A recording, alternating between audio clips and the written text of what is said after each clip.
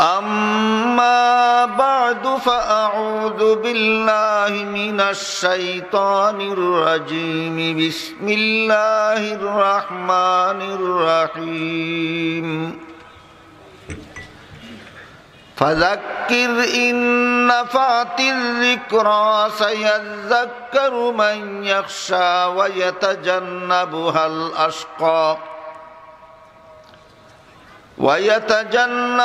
الأشقى الذي يصلى النار الكبرى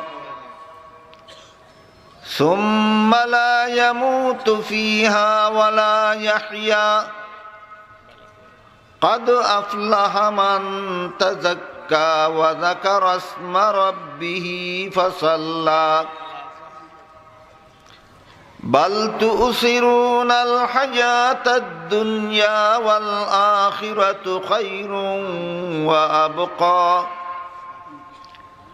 إن هذا لفي الصحف الأولى صحف إبراهيم وموسى وقال رسول الله صلى الله عليه وسلم لا يقتص إلا أمير أو مامور أو مختال أو كما قال عليه الصلاة والسلام শ্রদ্ধেয় সভাপতি হযরত উলামায়ে কেরাম, সম্মানিত সুধী সমাজ, দূর দূরান্ত থেকে আগত সর্বস্তরের মুসলমান ভাইয়েরা আমার ও আমার পর্দানিশীন মা ও বোনেরা, পবিত্র কোরআনের সূরায়ে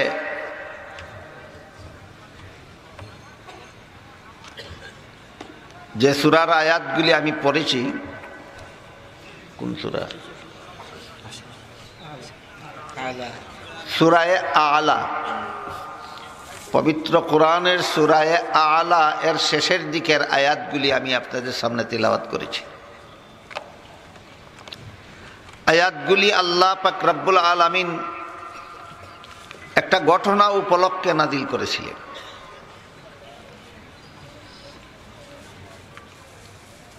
কোরআনের কোনো আয়াত বা কোনো সূরা যদি কোনো ঘটনা উপলক্ষে নাজিল হয়, তাহলে সেই ঘটনাকে নাজিলকৃত আয়াত বা সূরার শানে নুজুল বলা হয়। শানে নুজুল কোরআনের তাফসীরের একটা পরিভাষা।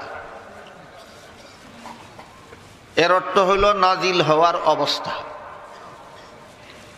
কোন অবস্থার প্রেক্ষিতে আল্লাহ নাজিল করলেন, সেই অবস্থাটাকে পরিভাষাগতভাবে শানে নুজুল বলা হয়। অবস্থাটা কোনো সময় কোনো ঘটনাও হতে পারে, অবস্থাটা কোনো সময় কোনো সমস্যাও হতে পারে, অবস্থাটা কোনো সময় কোনো প্রশ্নও হতে পারে। যদি কোনো ঘটনাকে কেন্দ্র করে আল্লাহ কোনো আয়াত নাজিল করেন, তাহলে সেই ঘটনাই আয়াতের শানে নুজুল। যদি কোনো সমস্যাকে কেন্দ্র করে তার সমাধান কল্পে আল্লাহ কোনো আয়াত নাজিল করেন, তাহলে সেই সমস্যাটাই আয়াতের শানে নুজুল। আর যদি কোনো প্রশ্নের জবাবে আল্লাহ কোনো আয়াত নাজিল করেন, তাহলে প্রশ্নটাই আয়াতের শানে নুজুল। আমাদের আজকের আলোচ্য আয়াতগুলি সূরায়ে আলা এর শেষের দিকের কয়েক আয়াত আল্লাহ একটা ঘটনা উপলক্ষে নাজিল করেছিলেন। সুতরাং এই আয়াতগুলির শানে নজুল হইল সেই ঘটনা, যে ঘটনাকে কেন্দ্র করে আল্লাহ আয়াতগুলি নাজিল করেছিলেন। ঘটনাটা কি? ঘটনাটা হলো রাসূল করিম সাল্লাল্লাহু আলাইহি ওয়াসাল্লামের জমানায় এক মুমিনের বাড়ি আর এক মুনাফিকের বাড়ি ছিল, পাশাপাশি বাড়ি। একই সীমানার এক পাশে মুমিনের বাড়ি আর এক পাশে মুনাফিকের বাড়ি। মুমিন ওই সমস্ত মানুষকে বলা হয় যারা ইসলামের বিধিবিধানে বিশ্বাসী। আর মুনাফিক ওই সমস্ত মানুষকে বলা হয় যারা ইসলামের বিধিবিধানে বিশ্বাসী নয় কিন্তু মুসলমান হওয়ার দাবিদার। ইসলামের বিধানে বিশ্বাসী নয় কিন্তু মুসলমান হওয়ার দাবিদার। মুসলমান হওয়ার এমন মিথ্যা দাবিদারকে কোরআনের ভাষায় মুনাফিক বলা হয়। মুমিনরাও মুসলমান হওয়ার দাবিদার, মুনাফিকরাও মুসলমান হওয়ার দাবিদার। মুমিনরা মুসলমান হওয়ার দাবি করে, ইসলামের বিধানে বিশ্বাসী হয়, আর মুনাফিকরা মুসলমান হওয়ার দাবি করে, ইসলামের বিধানে অবিশ্বাসী হয়। মুনাফিকে আর মুসলমানে, মুনাফিকে আর মুমিনে শুধু বিশ্বাসের বেলায় ব্যবধান, দাবির বেলায় ব্যবধান নেই। মুমিনের দাবিও আমরা মুসলমান, মুনাফিকের দাবিও আমরা মুসলমান, কিন্তু মুমিনরা ইসলামের বিধানে বিশ্বাসী আর মুনাফিকরা ইসলামের বিধানে অবিশ্বাসী। এই রকম এক মুমিনের বাড়ি আর এক মুনাফিকের বাড়ি ছিল পাশাপাশি বাড়ি। মুনাফিকের বাড়ির ভিতরে ছিল একটা খেজুর গাছ। খেজুর গাছের অগ্রভাগ বাঁকা হয়ে মুমিনের বাড়ির উপর ঝুঁকে আসে। খেজুর গাছ অনেক সময় এরকম হয়, গোড়া এক জায়গায় থাকে আর অগ্রভাগ বাঁকা হয়ে অন্যদিকে ঝুঁকে থাকে। ঘটনার মুনাফিকের বাড়ির ভিতরে যে খেজুর গাছটা ছিল ওইটাও বাঁকা হয়ে তার অগ্রভাগ মুমিনের বাড়ির উপরে ঝুঁকে আছে। এমত অবস্থায় তার গাছের খেজুর যখন পাকত, একটা দুইটা পাকা খেজুর বুঝে থাকলে বলুন তো ঝরে পড়লে কার বাড়ির ভিতরে ঝরে পড়ত? মুমিনের বাড়ির ভিতরে ঝরে পড়ত। এই সুযোগে মুমিনের বাচ্চারা তার গাছের এই কয়েকটা জরা খেজুর কুড়িয়ে খাইয়ে ফেলত। মুমিনের বাচ্চারা এই সুযোগে মুনাফিকের গাছের জরা খেজুরগুলি কুড়াইয়া খাইয়া ফেলত।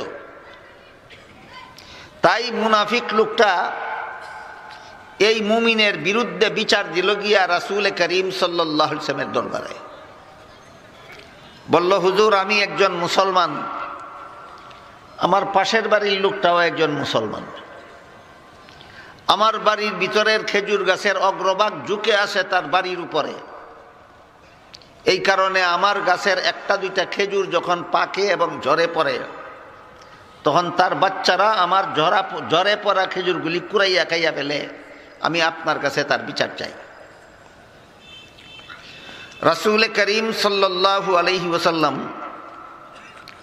কি বিচার করলেন এটা বুঝার আগে আমাদের বুঝতে হবে ইসলামী আদালতে বিচারের ধারা দুই প্রকার।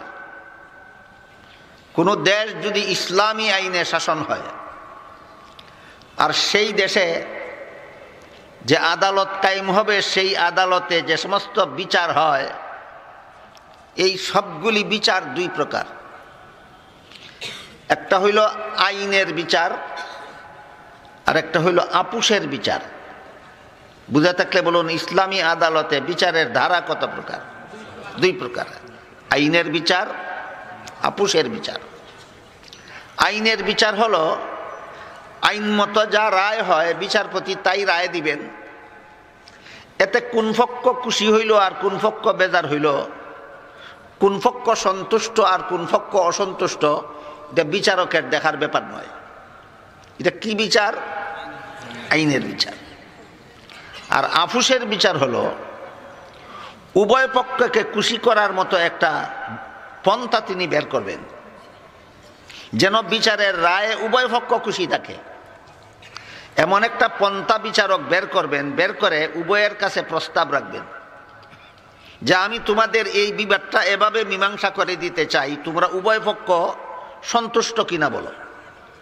যদি উভয় পক্ষ সন্তুষ্ট হয় তাহলে আইনে যা হয় তা রায় দিবেন না, তিনি যা প্রস্তাব করেছেন তাই রায় দিবেন। এটার নাম কি বিচার? আপুসের বিচার। আইনের বিচার করতে হলে বিচারকের পক্ষ থেকে পক্ষ বিপক্ষকে মতামত জিজ্ঞাসা করতে হয় না, কিন্তু আপুসের বিচার করতে হইলে বিচারকের পক্ষ থেকে উভয় পক্ষের মতামত নিতে হয়। উভয় পক্ষ সম্মত হলেই শুধু আপুসে বিচার চলতে পারে।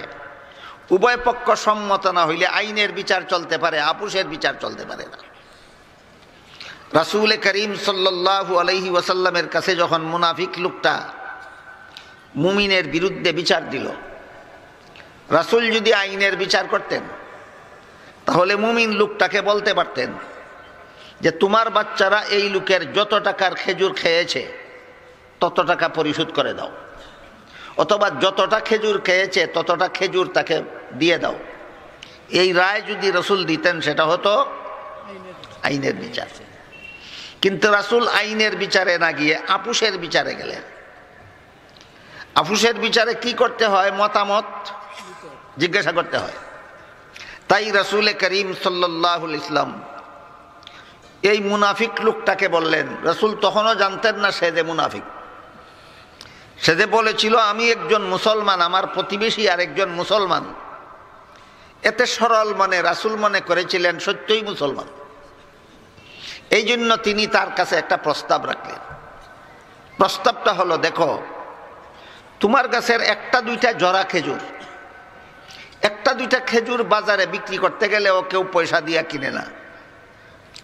একটা দুইটা খেজুর খেলে পেটের খিদাওয়া যায় না, এত অল্প মূল্যের। আপনারা কি মনে করেন একটা দুইটা খেজুর বহু মূল্যের না অল্প মূল্যের? এই অল্প মূল্যের কয়েকটা খেজুর তুমি বলতেছো তুমি একজন মুসলমান, তোমার পাশের বাড়ির লোকটা আরেকজন মুসলমান, এত অল্প মূল্যের এক দুইটা খেজুর তোমার মুসলমান ভাইয়ের বাচ্চা খেয়েছে। আল্লাহ কোরআনে বলেছেন এক মুসলমান আর এক মুসলমানের ভাই। আল্লাহ কোরআনে বলেছেন এক মুসলমান আর এক মুসলমানের ভাই। কাজে তুমিও যদি মুসলমান হয়ে থাকো, তোমার পাশের বাড়ির লোকটাও যদি মুসলমান হয়ে থাকে, তাহলে অল্প মূল্যের দুই একটা খেজুর তোমার গাছ থেকে ঝরে পড়েছিল, তোমার মুসলমান ভাইয়ের বাচ্চারা কুড়াইয়া খাইয়া ফেলছে, এর দাবিটা যদি তুমি ছেড়ে দাও, তুমি যদি বিচার উঠাইয়া নিয়ে যাও, প্রত্যাহার করো, তাহলে আল্লাহ কিয়ামতের দিন তোমাকে পরকালে তোমাকে জান্নাতের ফল খাওয়াইয়া তুষ্ট করবেন। যদি সে মেনে নেয় তাহলে তো আর রায় এখানেই শেষ। আগে তার কাছে এই প্রস্তাব রাখলে, প্রস্তাবের জবাবে সে বলল যে দুনিয়ার একটা দুইটা খেজুর যতই অল্প মূল্যের হোক সেটা হইল নগদ, আর জান্নাতের ফলমূল যতই মহামূল্যবান হোক সেগুলি হইল বাকি। দেখুন মুনাফিক দুনিয়াতে হিসাব কিভাবে করে। দুনিয়াতে যত অল্প মূল্যই আমি পাই না কেন সেটা আমি নগদ পেলাম, আর আখেরাতে যত মহামূল্যবান সম্পদ পাই না কেন সেটা বাকি থাকলো।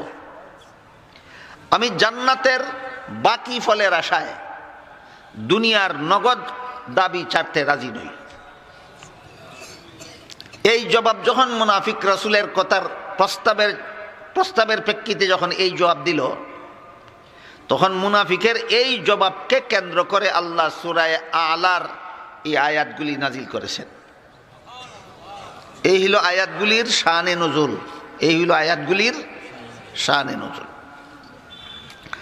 আল্লাহ আয়াত নাজিল করে বলেন, ফাযাক্কির ইন নাফাতির যিকরা, হে রাসূল করিম সাল্লাল্লাহু আলাইহি ওয়াসাল্লাম আপনি নসিহত করতে থাকুন, ওয়াজ করতে থাকুন।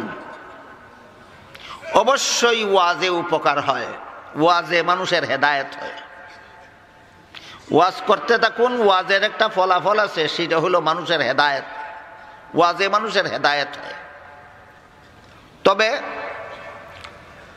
সকলের ওয়াজে মানুষের হেদায়েত হয় না, আর ভালো ওয়াইজের ওয়াজেও সর্বলোকের হেদায়েত হয় না।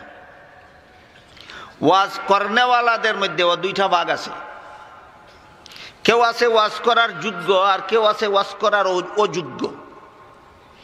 ওয়াজ শুননেওয়ালাদের মধ্যেও দুইটা ভাগ আছে। কেউ আছে ওয়াজ শুনলে হেদায়েত হয়, কেউ আছে ওয়াজ শুনলে হেদায়েত হয় না। এই কারণে জরুরি ভিত্তিতেই আমাদের বোঝা দরকার, আল্লাহ যে আমাদের রাসূলকে নির্দেশ দিলেন আপনি ওয়াজ করতে থাকুন, নিশ্চয়ই ওয়াজে মানুষের হেদায়েত হয়। সমস্ত ওয়াইজের ওয়াজেই কি হেদায়েত হয় না? ওয়াইজের কিছু গুণ লাগে। সমস্ত শ্রোতারাই কি ওয়াজ শুনলে হেদায়েত হয় না শ্রোতাদেরও কিছু গুণ লাগে? ওয়াইজের মধ্যে যখন ওয়াজের গুণ ঠিক মতে থাকবে, শ্রোতাদের মধ্যে যখন শ্রোতার গুণ ঠিক মতে থাকবে, আল্লাহ বলেন ইন নাফাআতি যিকরা, তাহলে এই ওয়াইজের ওয়াজে অবশ্যই মানুষের হেদায়েত হবে। কিন্তু আমাদের সমাজে খুব বেশি বেশি ওয়াজ হয়। আমাদের সমাজে ওয়াজ মাহফিলেরও অভাব নাই, ওয়াজ করনেওয়ালারও অভাব নাই, ওয়াজ শুননেওয়ালারও অভাব নাই। অভাব শুধু আমলের, অভাব শুধু আমলের।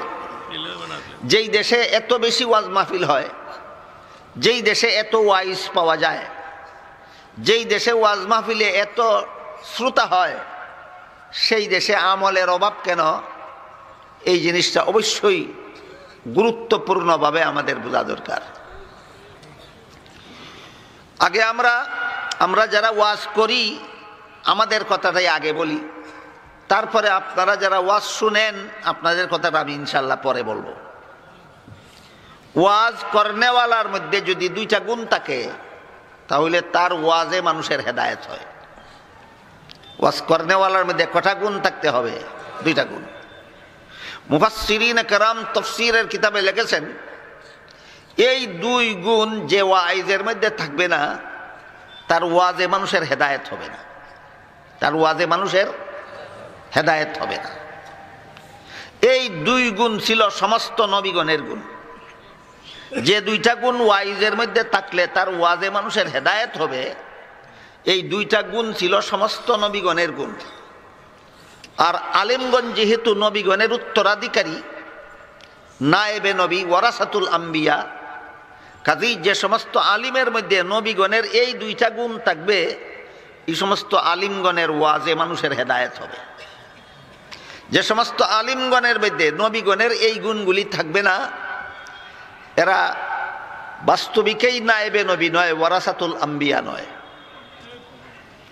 যে দুই গুণ থাকতে হবে ওয়াজ করনেওয়ালার, এই দুই গুণের বিবরণ দিয়া আল্লাহ সূরা ইয়াসিনের এক আয়াতে বলেন, ইত্তাবিউ মাল্লা ইয়াসআলুকুম আজরান ওয়া হুম মুহতাদুন। যারা আল্লাহর পথে মানুষকে দাওয়াত দেন এদের প্রথম শ্রেণীর লোক হলেন নবীগণ। আল্লাহর পথে যারা মানুষকে দাওয়াত দেন এদের দ্বিতীয় দল হলেন নায়েবে নবী, আলেমগণ। আল্লাহর পথে দাওয়াত দাতা কত দল? দুই দল। এক দল হইলেন নবীগণ, আরেক দল হইলেন আলেমগণ। আল্লাহর পথে মানুষকে দাওয়াত দেনেওয়ালা কত দল হইলেন? দুই দল। প্রথম দল হইলেন নবীগণ আর দ্বিতীয় দল হইলেন আলিমগণ।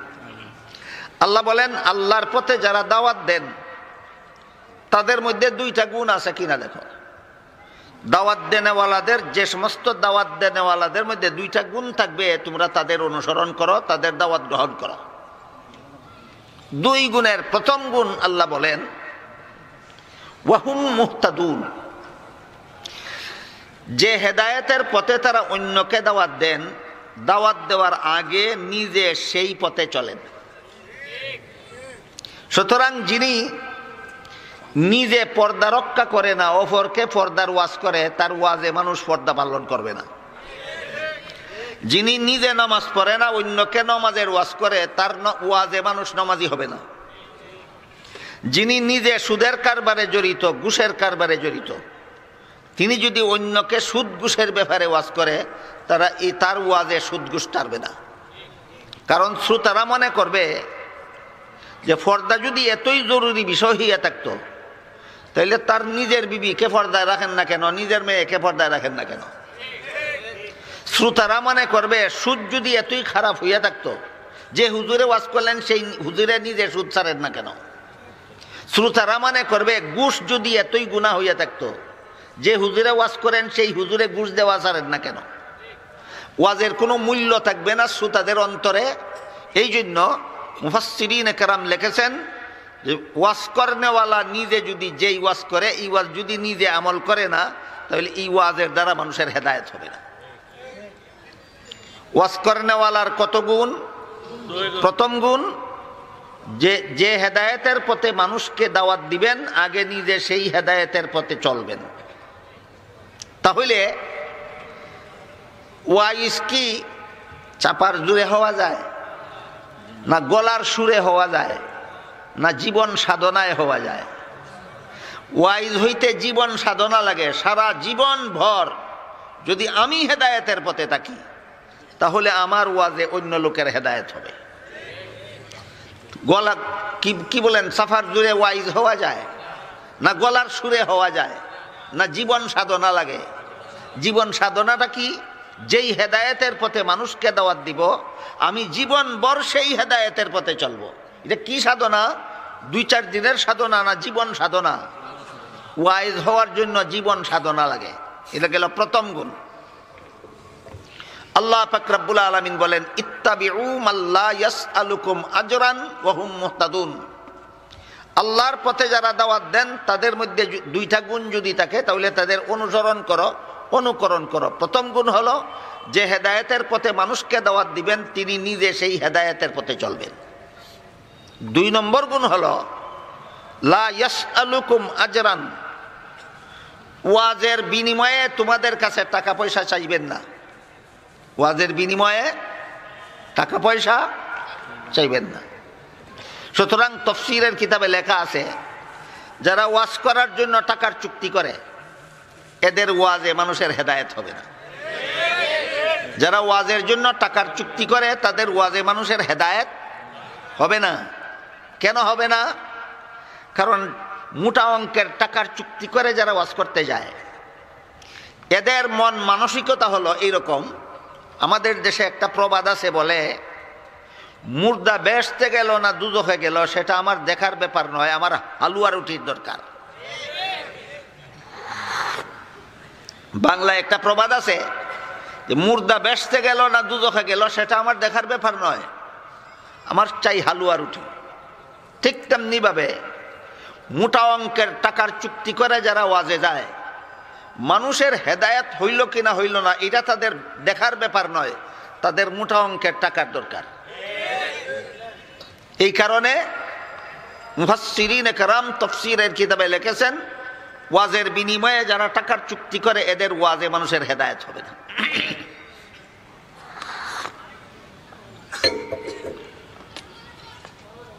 আমার কথা সহজে বুঝতে পারবেন আপনারা যদি একটু চিন্তা করেন যে আমি যদি আপনাদের এই মাহফিলে আসার আগে বলতাম যে আমাকে কমপক্ষে 50,000 টাকা দিবেন। বর্তমান বাংলাদেশে নবীন কিছু বক্তার আবির্ভাব হয়েছেন, অল্প বয়সের কিছু বক্তার আবির্ভাব হয়েছে বাংলাদেশে।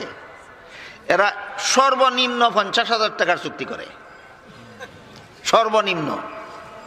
আর না হয় 60, 70, 80, 90 হাজার, 1 লাখ, লাখের উপরে পর্যন্ত চুক্তি করে। এরকম বক্তা আছে কিনা? আমার বয়স অথবা আমার চেয়ে বেশি বয়সের যারা আছেন এখানে আপনারা বলুন, আমাদের মুরব্বী উলামায়ে কেরাম যারা ছিলেন, আমাদের আকাবিরিন বুজুর্গানে দিন যারা ছিলেন, তারা কেউ জীবনে কোনোদিন চুক্তির টাকার মাধ্যমে ওয়াজ করতে গেছেন? তাহলে এটা নবীগণের পথ নয়, এটা বুজুর্গানে দিনের পথ নয়, এটা পকেট গরম করার পথ। মোটা অঙ্কের টাকার চুক্তিতে ওয়াজে যাওয়া এটা মানুষের হেদায়েতের উদ্দেশ্য নয়, এটা পকেট গরম করার উদ্দেশ্যে হয়।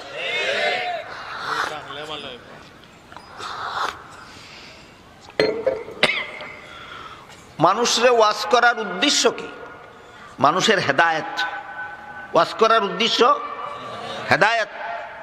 কাজেই আমাকে যদি আপনারা মোটা অঙ্কের টাকা দিতে পারেন না এই কারণে যদি আমি ওয়াজ করতে আসি না, এর মানে হইল তোমরা জাহান্নামে গেলে আমার কিছু আসে যায় না। আমার ওয়াজ শুনতে হইলে আমার 50,000 দিতে হবে। ওইটা তো ওই রকম কথাই যে মুর্দা বেচতে গেল না দুজো হয়ে গেল সেটা আমার দেখার ব্যাপার নয়, আমার হালুয়া রুটি চাই।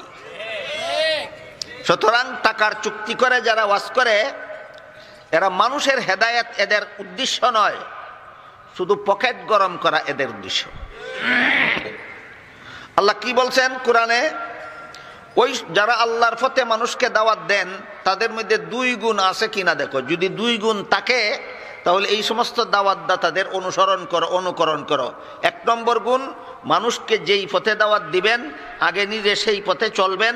2 নম্বর গুণ, দাওয়াতের বিনিময়ে মানুষের কাছে টাকা চাইবেন না। দাওয়াতের বিনিময়ে মানুষের কাছে টাকা চাইবেন না।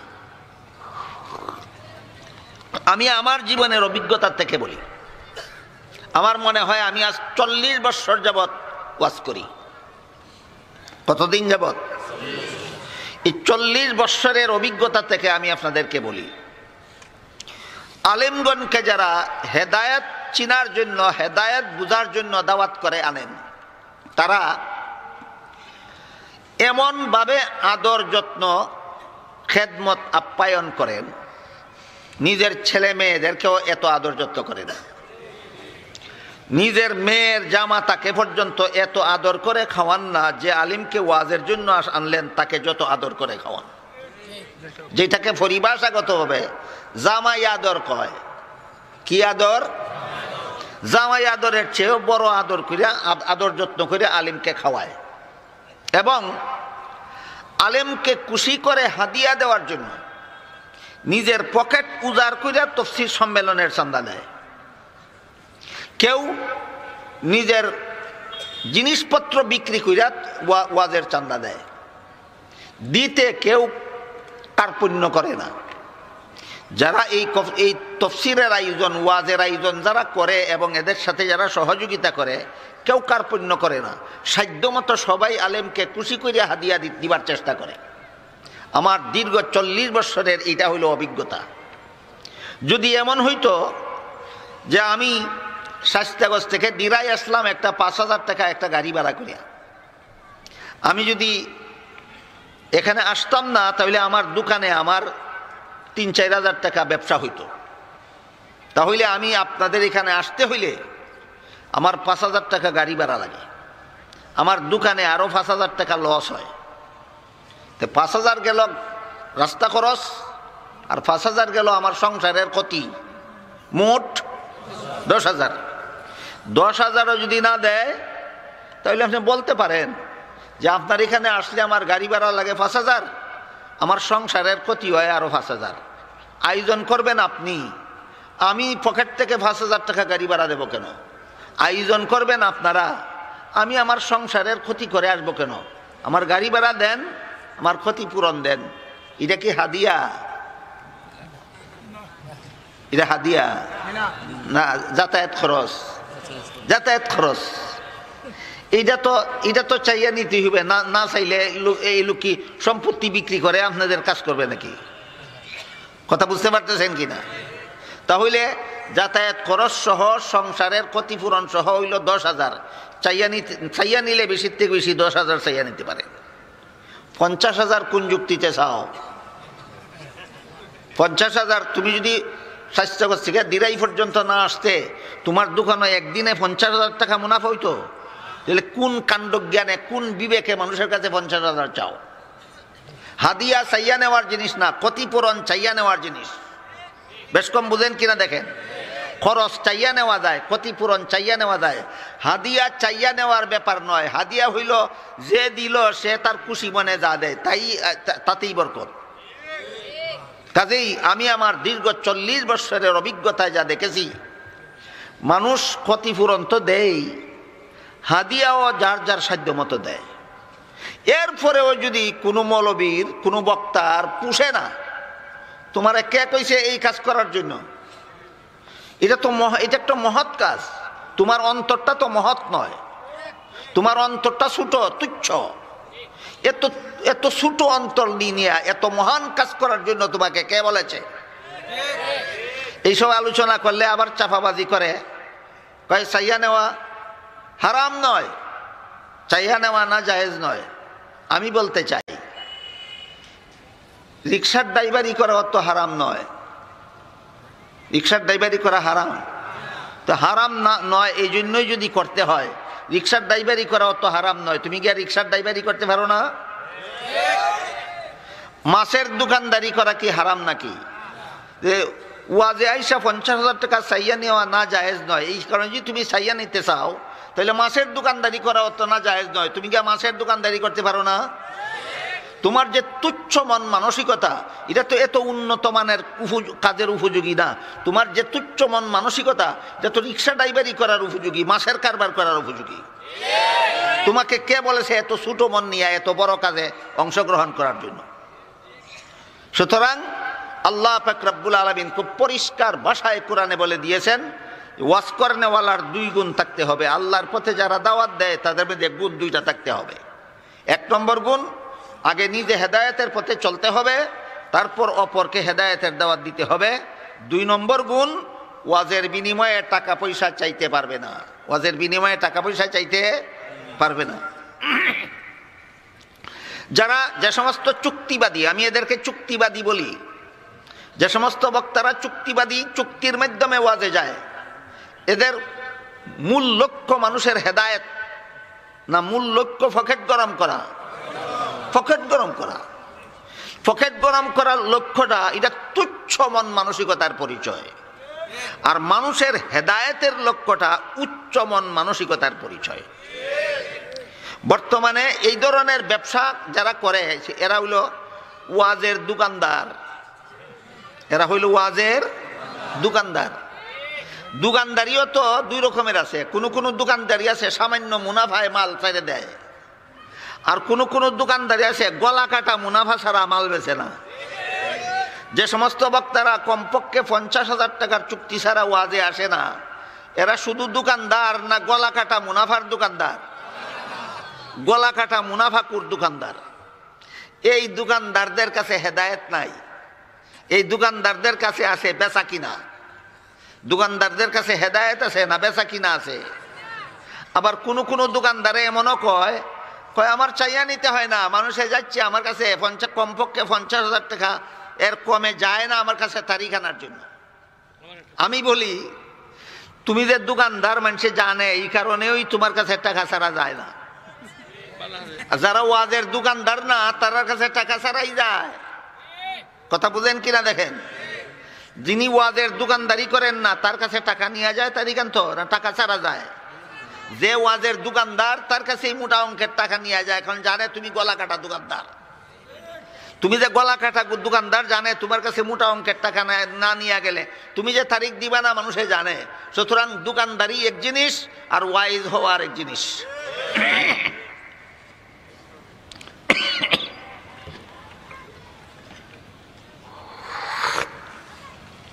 টাকার লোভে যারা ওয়াজ করে এরার অন্তরটা থাকে পাওয়ারলেস। অন্তরটা থাকে কেমন? পাওয়ারলেস। প্রথমত এদের আত্মাটা থাকে ছোটো। আত্মা ছোটো কিভাবে?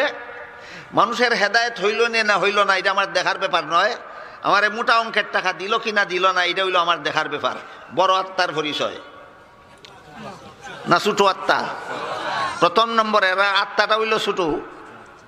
2 নম্বর, এই টাকার চুক্তিতে যারা ওয়াজ করে এরা আত্মাটা থাকে পাওয়ারলেস। কিরকম আত্মা? পাওয়ারলেস। মানে পাওয়ারলেস হইল, আমি যে 50,000 চুক্তি করে আপনাদের কমিটির সাথে চুক্তি করে যে ওয়াজ করতে আসলাম, কমিটি পকেট থেকে দিবে না সবার কাছ থেকে কালেকশন করে? কালেকশন করতে গিয়ে যারা নামাজ পড়ে না এদের কাছ থেকেও কালেকশন করতে হয়, যারা বেপরদা চলে তাদের কাছ থেকেও কালেকশন করতে হয়, যারা সুদ খায় তাদের কাছ থেকেও কালেকশন করতে হয়, যারা ঘুষ খায় তাদের থেকেও কালেকশন করতে হয়, যারা মস্তানি করে তাদের কাছ থেকেও কালেকশন করতে হয়। তা নইলে আমার চুক্তির টাকা দিতে পারবে না। এই জন্য বক্তা আসার পরে কানে কানে কইয়া দেয় কমিটির সভাপতি, কমিটির সেক্রেটারি, হুজুর বেনামাজির বিরুদ্ধে ওয়াজ করবেন না, আমরা তাদের কাছ থেকেও কালেকশনের টাকা আনছি। হুজুর বেপরদার বিরুদ্ধে কিছু কইবেন না, তাদের কাছ থেকেও আমরা টাকা আনছি। হুজুর সুদখোরের বিরুদ্ধে কিছু কইবেন না, তাদের কাছ থেকেও টাকা আনছি, নাইলে আপনারে চুক্তির টাকা দিতে পারতাম না। হুজুর ঘুষখোরের বিরুদ্ধে কিছু কইবেন না, ঘুষখোরের কাছ থেকেও চান্দা করছি, এদের বিরুদ্ধে কিছু কইলে এদের চান্দার টাকা ফেরত দিতে হবে, আপনাকে চুক্তির টাকা দিতে পারবো না।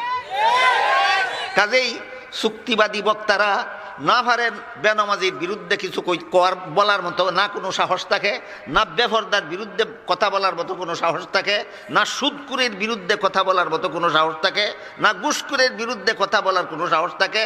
এমন কথা বলে হয়তো 7 আসমানের উপরে যায়, নইলে 7 জমিনের নিচে যায়, কারো গায়ে লাগে না।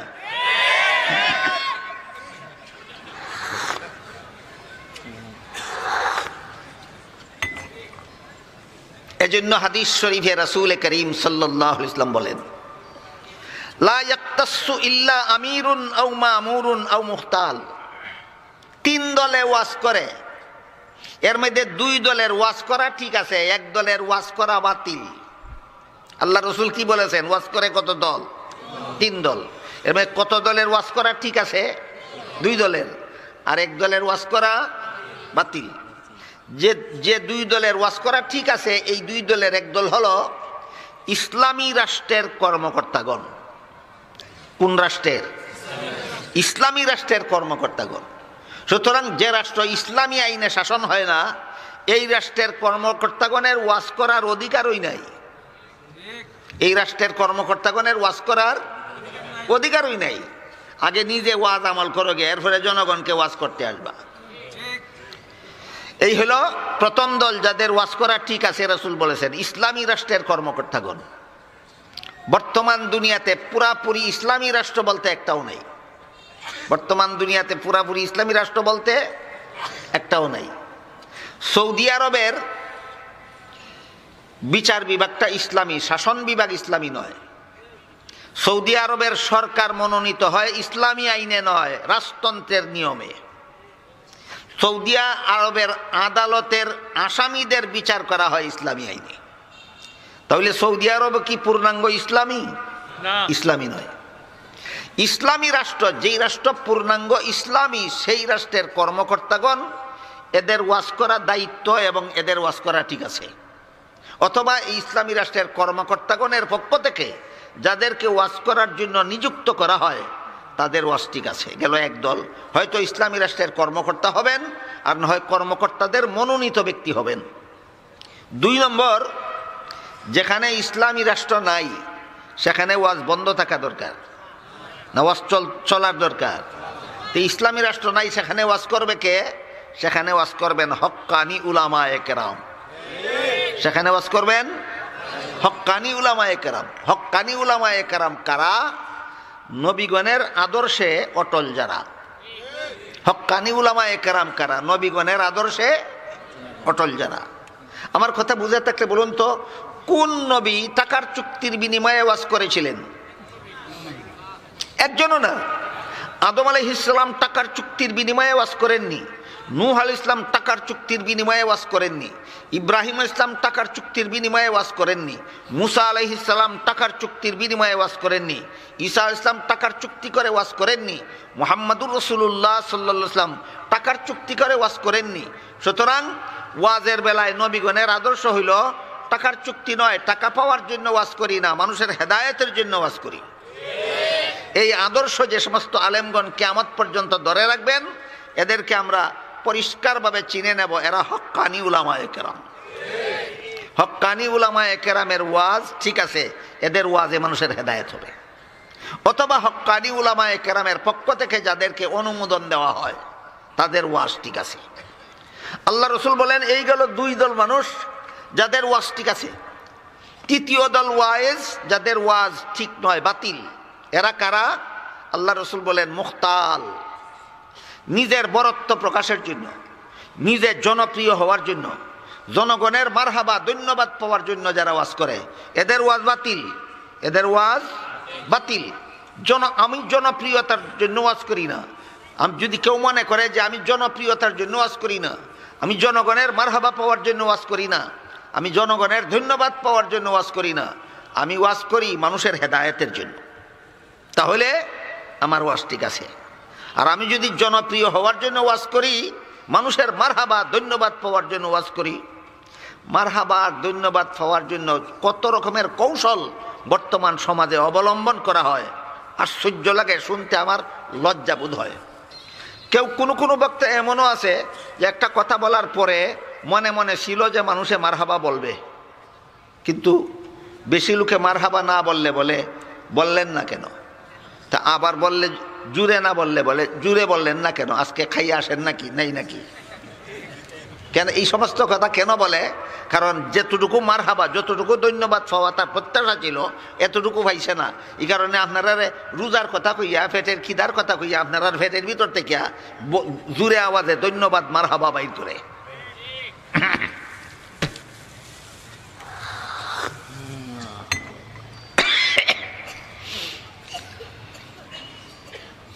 সুসংবাদমূলক কথা শুনে আলহামদুলিল্লাহ বলা এটা সুন্নত, যারা শুনলো তাদের জন্য, তারা বলবে। দুঃসংবাদমূলক কথা শুনলে ইন্না লিল্লাহ পড়া এটা সুন্নত, যারা শুনবে তারা বলবে। পুরস্কারমূলক কথা শুনলে আলহামদুলিল্লাহ বলা, আশ্চর্য কথা শুনলে সুবহানাল্লাহ বলা, এটা হইলো যারা শুনে তাদের ব্যাপার।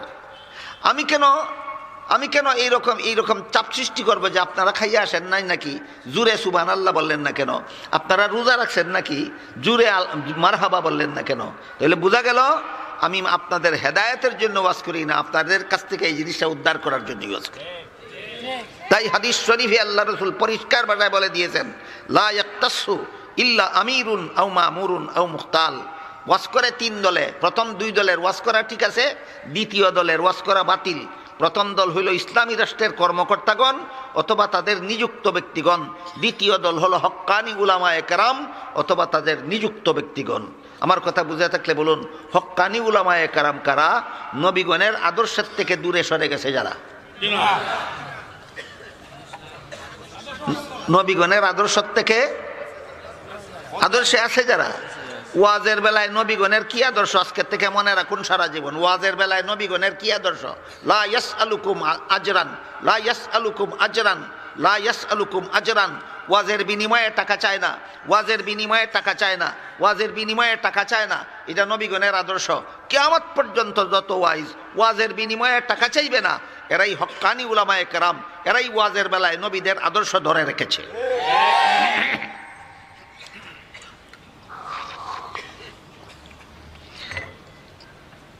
হয়তোবা কোনো বক্তা বলতে পারে যে এছাড়া আমার সংসার চলে না, আর কি করবে, চাপাবাজি ছাড়া তো কোনো পথ নাই।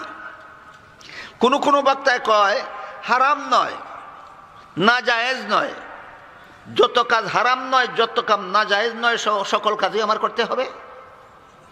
বউ তালাক দেওয়া হারাম নাকি? এই জন্য বউ তালাক দিয়ে দিতে হবে? কি বলেন আপনারা? নিজের থুতু হাতে নিয়ে আবার খেয়ে ফেলা হারাম নাকি? এই জন্য তুতো হাতে নিয়ে আবার খাইয়ে ফেলতে হবে? রিক্সার ড্রাইভারি করা হারাম নাকি?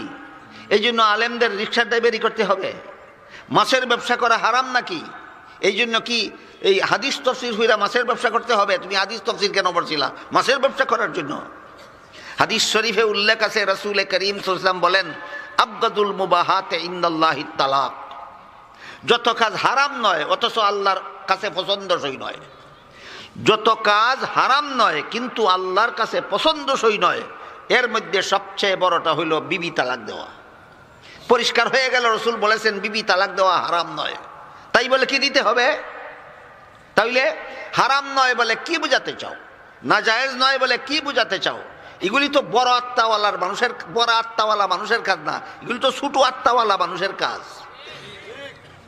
আর যদি বলো যে না, এর এক ঘন্টা বয়ান করে 50,000 টাকা চুক্তিতে না নিলে আমার সংসার চলে না, তাহলে আমি জিজ্ঞাসা করব, দিরাইবাসী মানুষ এত কষ্ট করিয়া নিজেদের কষ্টের উপার্জিত পয়সা চান্দা দিয়া এরকম একটা সম্মেলনের আয়োজন যদি করতো না, আর তোমারে যদি দাওয়াত করতো না, তাহলে তুমি বাড়িতে কোন গুড়ার ঘাস কাটলে 1 ঘন্টায় 50,000 টাকা রুজি হইতো? কেন? এখন কি হইল? সংসার চলে না তোমার? 1 ঘন্টায় 50,000 টাকা রুজি না করলে সংসার চলে না। তাহলে যে কাজ করলে তুমি 1 ঘন্টায় 50,000 টাকা রুজি করতে পারো, সেই কাজ গিয়া করো। এত মহান কাজে আসলা কেন তুমি? কাজেই রাসূলের হাদিসটাও আমাদের মনে রাখা দরকার। রাসূল বলেন, ওয়াজ করে 3 দলে। প্রথম দল হইল ইসলামী রাষ্ট্রের কর্মকর্তাগণ অথবা তাদের মনোনীত ব্যক্তি, দ্বিতীয় দল হলো হক্কানি উলামায়ে কেরাম। কারে কয়? নবীগণের আদর্শ ছেড়ে দিছে যারা, না নবীগণের আদর্শে অটল যারা, ওয়াজের বেলায় নবীগণের আদর্শ কি? লা ইয়াসআলুকুম আলাইহি আজরান, লা ইয়াসআলুকুম আলাইহি আজরান। ওয়াজ করে টাকা চাইবে না, এটা ওয়াজের বেলায় নবীগণের আদর্শ। যারা সাইরা দিছে এরা নবীগণের আদর্শে অটল নয়। যারা নবীগণের এই আদর্শ ধরে রাখছে ওয়াজের বেলায় তারা নবীগণের অনুসারী। এই দুই দলের ওয়াজ খাঁটি নির্ভেজাল, দুই দলের ওয়াজের দ্বারা মানুষের হেদায়েত হবে। রাসূল বলেন তৃতীয় দল ওয়াইজ, যাদের ওয়াজ বাতিল, এদের ওয়াজের দ্বারা মানুষের হেদায়েত হবে না। এরা হইল যারা জনপ্রিয় হওয়ার জন্য ওয়াজ করে, মানুষের কাছে প্রসিদ্ধি লাভ করার জন্য ওয়াজ করে, মানুষের কাছ থেকে মারহাবা ধন্যবাদ পাওয়ার জন্য ওয়াজ করে। এই ব্যাপারে আরেকটা হাদিস আপনাদের শোনাই, খুব চমৎকার এবং খুব পরিষ্কার। রাসূল করিম সাল্লাল্লাহু আলাইহি ওয়াসাল্লাম বলেন, কাল হাসরের মাঠে শেষ বিচারের দিন একদল শহীদকে আল্লাহ প্রশ্ন করবেন, তুমি দুনিয়ার থেকে কি আমল করে এসেছো? এরা বলবে, আল্লাহ তোমার রাস্তায় লড়াই করতে গিয়েছি, জেহাদে গিয়ে গলা কাটাইয়া শহীদ হইয়াছি। এই কথা বলার পরে আল্লাহ ফিরিস্তাকে বলবেন, ফিরিস্তা এই শহীদের পায়ে জিঞ্জির দিয়া বান্ধ আর উল্টা হেসরাইয়া জাহান্নামে নিয়ে যাও। কারে? শহীদ রে। আল্লাহর রাসূল বলেন, শহীদ আল্লাহর কাছে জানতে চাইবে, আল্লাহ তোমার রাস্তায় জান দিলাম, শহীদ হইলাম, জাহান্নামে যাব কোন অপরাধে? আল্লাহ পাক রব্বুল আলামিন জবাবে বলবেন, তুমি আমার রাস্তায় লড়াই করিয়া শহীদ হইছো, জান দিছো, ভালো কাজ করছো, কিন্তু তোমার নিয়ত আমি আল্লাহকে খুশি করা তোমার নিয়ত ছিল না। তোমার নিয়ত ছিল সমাজের মানুষ তোমাকে বীর যোদ্ধা বলবে। তুমি সমাজের মানুষের কাছে বীর যোদ্ধা উপাধি পাওয়ার জন্য যুদ্ধ করেছো। আমি আল্লাহর কাছে তোমার মতো শহীদের জাহান্নাম ছাড়া কোনো পুরস্কার নাই।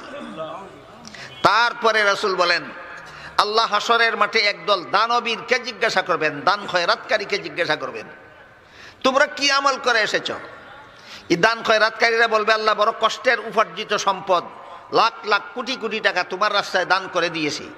আল্লাহ ফিরিস্তাকে বলবেন, ফিরিস্তা এই দানবীরের পায়ে জিঞ্জির দিয়ে বান্ধ আর উল্টা হেসরাইয়া জাহান্নামে নিয়ে যাও। দানবীরেরা আল্লাহর কাছে জানতে চাইবে, আমাদের কি অপরাধ? আল্লাহ বলবেন, তোমরা যে দান খয়রাত করছো আল্লাহর রাস্তায়, যে বহুত বড় সওয়াবের কাজ, নেক কাজ করছো, কিন্তু তোমাদের নিয়ত আমি আল্লাহকে খুশি করার নিয়ত ছিল না, মানুষের মারহাবা ধন্যবাদ পাওয়ার নিয়ত ছিল। কাজেই তুমি তোমার দানের পুরস্কার মানুষের কাছ থেকে পেয়ে গেছো। আমি আল্লাহর কাছে তোমার মতো দানবীরের পুরস্কার জাহান্নামের আগুন ছাড়া আর কিছু নাই। কত দল গেল জাহান্নামে? দুই দল, একদল শহীদ, একদল দানবীর। তারপরে রাসূল বলেন, হাসরের মাঠে আল্লাহ একদল আলিমকে জিজ্ঞাসা করবেন, তোমরা কি আমল করে এসেছো? এবার কার ফালা? এবার কার ফালা? এখন পড়বনি নিজের কেতো শ্বাস, নিজের কেতো শ্বাস পড়া একটা কথা কয়নি মানুষে। এইবার নিজের কেতো শ্বাস পড়ব। আল্লাহ রাসূল বলেন, হাসরের মাঠে আল্লাহ একদল আলিমকে জিজ্ঞাসা করবেন, তোমরা কি করে এসেছো, কি আমল করে এসেছো? বলবে, আল্লাহ জীবন ভর তোমার পথে মানুষকে দাওয়াত দিছি, তোমার কথা মানুষকে বুঝাইছি। আল্লাহ পাক রব্বুল আলামিন ফিরিস্তাকে বলবেন, ফিরিস্তা এই সমস্ত আলিমের পায়ে জিঞ্জির দিয়ে বান্ধো আর উল্টা হেসরাইয়া জাহান্নামে নিয়ে যাও। আলেমগণ আল্লাহর কাছে জানতে চাইবেন, সব আলিমগণ না একদল আলিম? একদল আলিম। এরা আল্লাহর কাছে জিজ্ঞাসা করবেন, আল্লাহ আমাদের কি অপরাধ? আল্লাহ বলবেন, তোমরা মানুষকে আমার কথা শোনাইছো, আমার পথে দাওয়াত দিছো, ভালো কাজ করেছো, কিন্তু আমি আল্লাহকে খুশি করার ইচ্ছা তোমাদের ছিল না, উদ্দেশ্য তোমাদের ছিল না। তোমাদের উদ্দেশ্য ছিল মানুষের কাছে জনপ্রিয় হওয়া। মানুষ তোমারে বড় হুজুর কইতো, মানুষ তোমাকে মারহাবা কইতো, মানুষ তোমারে ধন্যবাদ দিত, মানুষ তোমাকে বড় মর্যাদা দিত। মানুষের কাছ থেকে এই সমস্ত পুরস্কার পাওয়ার জন্য তুমি দাওয়াতের কাজ করেছো। তোমার মতো আলিমের পুরস্কার আমি আল্লাহর কাছে জাহান্নামের আগুন ছাড়া কিছু নাই।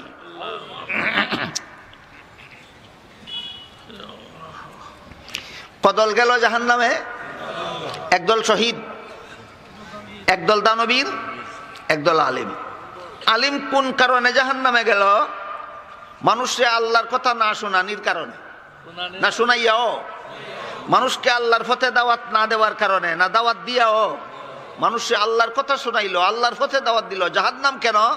আল্লাহর সন্তুষ্টি উদ্দেশ্য নয়, পকেট গরম উদ্দেশ্য। আল্লাহর সন্তুষ্টি উদ্দেশ্য নয়, জনপ্রিয় হওয়া উদ্দেশ্য।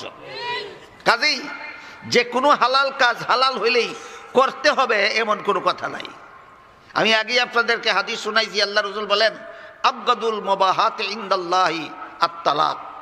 যত হালাল কাজ আছে, হারাম নয়, না জায়েজ নয়, এমন যত কাজ আছে যেটা আল্লাহর পছন্দসই নয়, এর মধ্যে সবচেয়ে বড় হালাল কাজ, সবচেয়ে বড় জায়েজ কাজ যা আল্লাহর কাছে পছন্দসই নয়, এটা হইল বউ তালাক দেওয়া। এটা হইল বউ তালাক দেওয়া। বলুন তো, ওয়াজ করার বিনিময়ে চুক্তি করে টাকা নেওয়া জায়েজ আছে, এই জন্যই আমি যদি চুক্তি করে টাকা নিতে হয়, তে বউ তালাক দেওয়া অত জায়েজ আছে, এই জন্যই বউ তালাক দিয়ে দিতে হবে আমার? তাহলে জায়েজ মশলাটা আগে বউয়ের বেলায় আমল করো, পরে আইয়া ওয়াজও আমল করো। কি বুঝলেন আপনারা? হাদিসের দ্বারা কি বুঝলেন? বউ তালাক দেওয়া জায়েজ আছে কিনা? জায়েজ আছে। জায়েজ চাকরি করতে হবে, যত কাজ জায়েজ আছে সবটি করতে হবে। হাতে তুতু নিয়ে আবার চারটে খাওয়াও তো জায়েজ আছে, খাও না কেন? মুখের তুতু ফেলে দিয়ে আবার চেটে খাওয়াও তো জায়েজ আছে, খাও না কেন? নাকি আপনারা মনে করেন হাতে তুতু নিয়ে আবার চেটে খেলে না জায়েজ হবে, হারাম হবে? করো না কেন? ব্যাপার একটাই, যে যত জায়েজ কাজ আছে সবগুলি আল্লাহর পছন্দসই নয়। অনেক জায়েজ কাজ আছে কিন্তু আল্লাহ পছন্দ করেন না। এর মধ্যে একটা হইল তালাক। এর মধ্যে একটা হইল তালাক। একজন সাহাবী রসুল করিম সাল্লাল্লাহু আলাইহি ওয়াসাল্লামের কাছে নিজের বিবির বিরুদ্ধে নালিশ করলেন। বললেন, হুজুর, আমি যখন ঘরে থাকি না তখন আমার বিবি অন্য পুরুষের সাথে অপকর্ম করে। কত বড় জঘন্যতম অপরাধ! আমি যখন ঘরে থাকি না তখন আমার বিবি অন্য পুরুষের সাথে অপকর্ম করে। রাসূল তখন বললেন, তাকে তালাক দিয়ে দাও। এটা কি শখে তালাক দেওয়া হইল না মহাসংকটে? এইরকম মহাসংকটে পড়ছো নাকি তুমি 50,000 টাকার চুক্তি করো? এই লোক মহাসংকটে পড়েছিল, এই জন্য রাসূল তাকে বউ তালাক দেওয়ার পরামর্শ দিয়েছিলেন। কিন্তু তারপরে লোকটা বলল, হুজুর, আমার ছোট ছোট 2-1টা বাচ্চা আছে, বউটা তালাক দিলে বাচ্চারা বিপন্ন হবে। তখন রাসূল বললেন, তাহলে তালাক দিও না, তালাক দিও না, তোমার বাচ্চাদের স্বার্থে এই বউ তালাক দিও না, তবে কড়া দৃষ্টি রাখো যেন অপকর্ম করতে না পারে। দেখেন, বাচ্চারা বিপন্ন হবে এই কারণে তালাক দিয়া দাও হুকুম দেওয়ার পরেও রাসূল হুকুম প্রত্যাহার করছেন, তালাক দিও না। এত বড় জঘন্যতম সংকটে পড়ার সত্ত্বেও রাসূল তালাক দেওয়া জায়েজ হওয়া সত্ত্বেও তালাক দিও না বলছেন। তোমরা কত বড় সংকটে পড়ছো, কত বড় বিপদে পড়ছো! 50,000 টাকার চুক্তি ছাড়া ওয়াজের দাওয়াত রাখতে চাও না, লাখ টাকার চুক্তি ছাড়া ওয়াজের দাওয়াত রাখতে চাও না। ওই লোকটার মতো সংকটে পড়ছো নাকি? না, পকেট গরম করার জন্য ওয়াজ করা হয়। ওয়াজের উদ্দেশ্য পকেট গরম করা নয়, ওয়াজের উদ্দেশ্য একমাত্র মানুষের হেদায়েত। এই কারণে আল্লাহ পাক রব্বুল আলামিন বলেন, ইত্তাবিউ মাল্লা ইয়াসআলুকুম আজরান ওয়া হুম মুহতাদুন। ওই সমস্ত লোকের অনুসরণ করো যারা অপরকে দাওয়াত দেওয়ার আগে নিজে হেদায়েতের পথে চলে আর ওয়াজের বিনিময়ে টাকার চুক্তি করে না। আজকের থেকে মনে রাখবেন, ওয়াজের বিনিময়ে টাকার চুক্তি না করা সমস্ত নবী রাসূলের আদর্শ। কতজন নবীর আদর্শ? সমস্ত নবী রাসূলের আদর্শ, ওয়াজের বিনিময়ে টাকার চুক্তি না করা। বাকি রইল কেউ যদি হাদিয়া দেয়, চুক্তি আর হাদিয়া এক কথা নয়, চুক্তি আর হাদিয়া এক কথা নয়। চুক্তির মধ্যে পরিমাণ যে নেয় তার পক্ষ থেকে ধার্য করা হয়।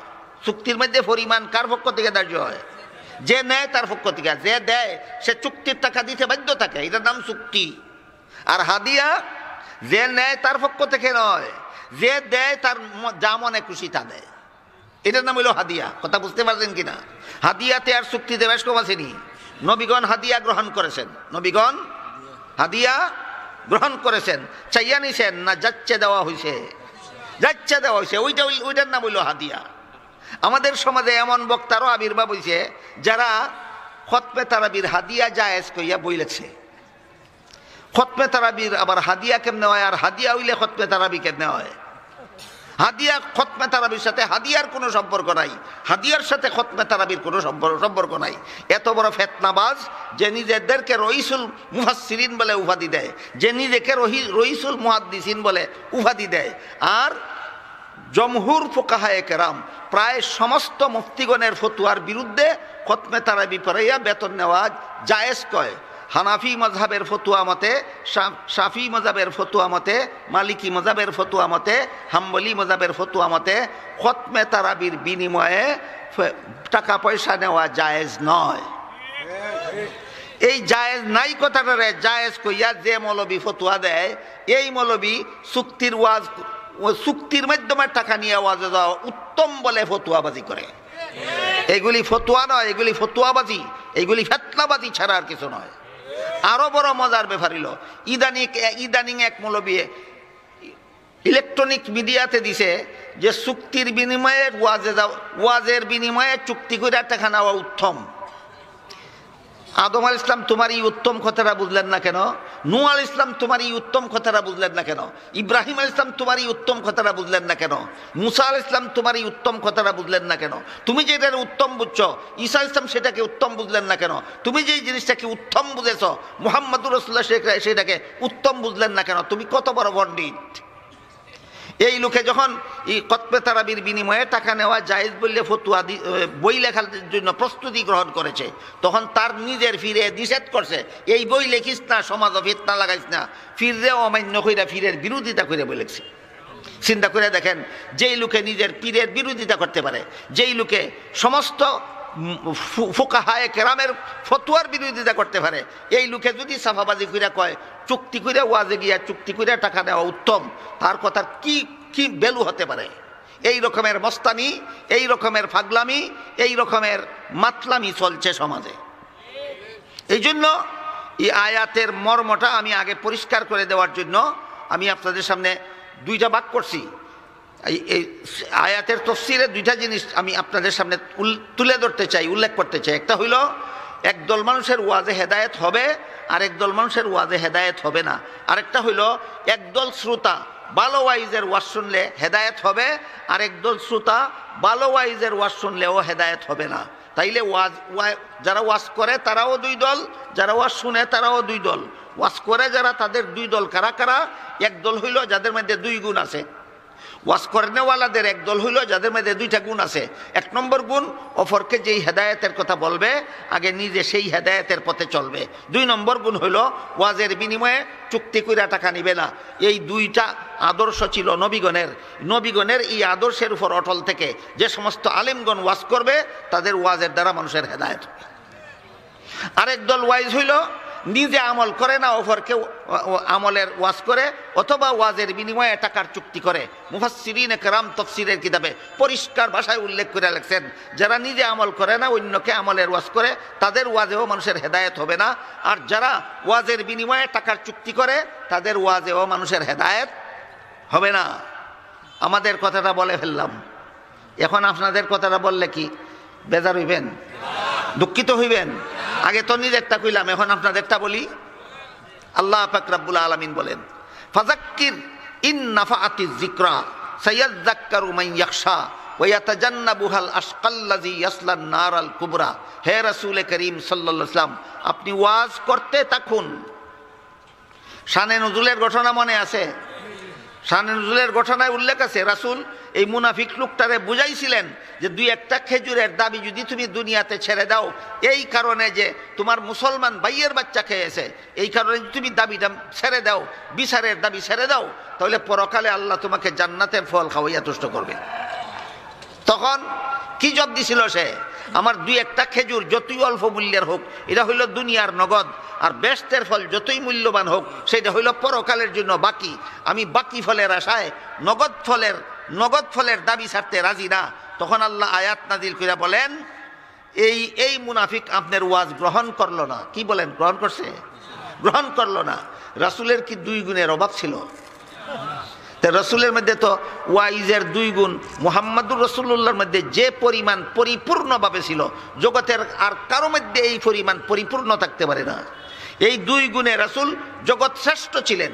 জগৎ শ্রেষ্ঠ নবীগণের মধ্যেও জগৎ শ্রেষ্ঠ ছিলেন, ওয়াইজগণের মধ্যেও রসুল ছিলেন জগৎ শ্রেষ্ঠ, আর তাকওয়ার মধ্যেও রসুল ছিলেন জগৎ শ্রেষ্ঠ। এই জগৎ শ্রেষ্ঠ ওয়াইজ, জগৎ শ্রেষ্ঠ রসুল, জগৎ শ্রেষ্ঠ মর্যাদার অধিকারী, এই দুই গুণে ছিলেন রাসূল জগৎ শ্রেষ্ঠ। তার ওয়াজে কেন আবু জাহালের হেদায়েত হইল না? তার ওয়াজে কেন আবু লাহাবের হেদায়েত হইল না? তার ওয়াজে কেন আস ইবনে ওয়াইলের হেদায়েত হলো না? প্রশ্ন জাগে কিনা জাগে না? এতক্ষণ তো আলোচনা হইল দুই গুণ যে ওয়াইজের মধ্যে থাকে তার ওয়াজে হেদায়েত হয়, দুই গুণ যে ওয়াইজের মধ্যে থাকে না তার ওয়াজে মানুষের হেদায়েত হয় না। মুহাম্মদুর রাসূলুল্লাহর মধ্যে দুই গুণ ছিল কিনা? সাধারণভাবে ছিল না, পরিপূর্ণভাবে ছিল। অন্যরা মান ছিল না, অন্যদের চেয়ে বেশি ছিল, তাহলে এই তার ওয়াজে কেন এই মুনাফিকটার হেদায়েত হইল না? তার ওয়াজে কেন আবু জাহালের হেদায়েত হইল না? তার ওয়াজে কেন আবু লাহাবের হেদায়েত হইল না? এই প্রশ্নের জবাব আল্লাহ বলেন সায়াজ্জাক্কারু মান ইয়াখশা। ভালো ওয়াইজের ওয়াজেও সর্বলোকের হেদায়েত হবে না। ওয়াজের শ্রোতারাও দুই দল, বক্তা যেমন দুই দল, এক দল বক্তার ওয়াজে মানুষের হেদায়েত হবে, আরেক দল বক্তার ওয়াজে মানুষের হেদায়েত হবে না।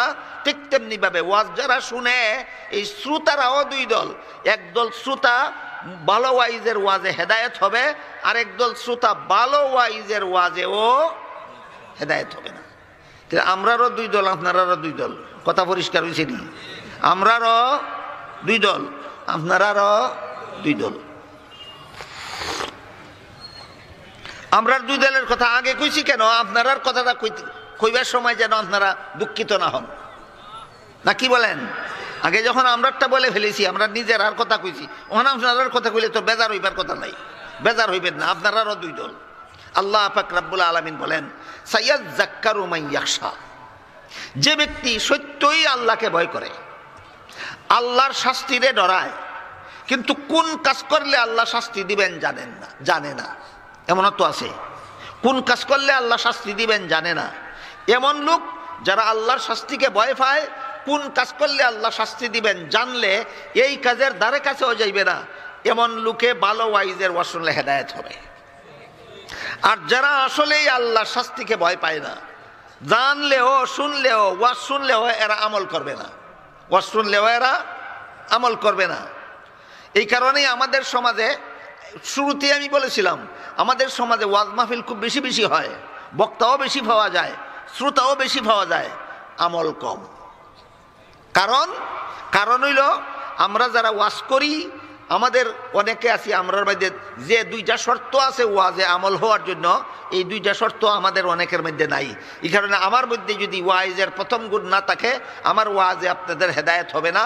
আমার মধ্যে যদি ওয়াইজের দ্বিতীয় গুণ না থাকে, আমার ওয়াজের দ্বারা আপনাদের হেদায়েত হবে না। কিছু মানুষ হেদায়েত হয় না ওয়াইজের দোষে, বক্তার দোষে, আর কিছু মানুষ হেদায়েত হয় না শ্রোতার নিজের দোষে। কিছু মানুষ হেদায়েত হয় না শ্রোতার নিজের দোষে। যখন শ্রোতাদেরকে বলা হয় আল্লাহ কোরআনে বলেছেন সুদের কারবার হারাম, তখন একদল শ্রোতায় মনে মনে কয় বর্তমান দুনিয়াতে সুদের কারবার ছাড়া সম্ভব না। আল্লাহর গজব ডরাইছে না? ডরায় না? এরারে যতই বলেন সুদ হারাম, এরা মানবে না।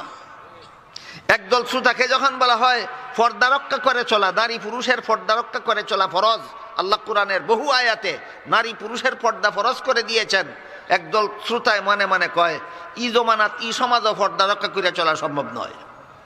আল্লাহরে ডরাইছে না? ডরায় না?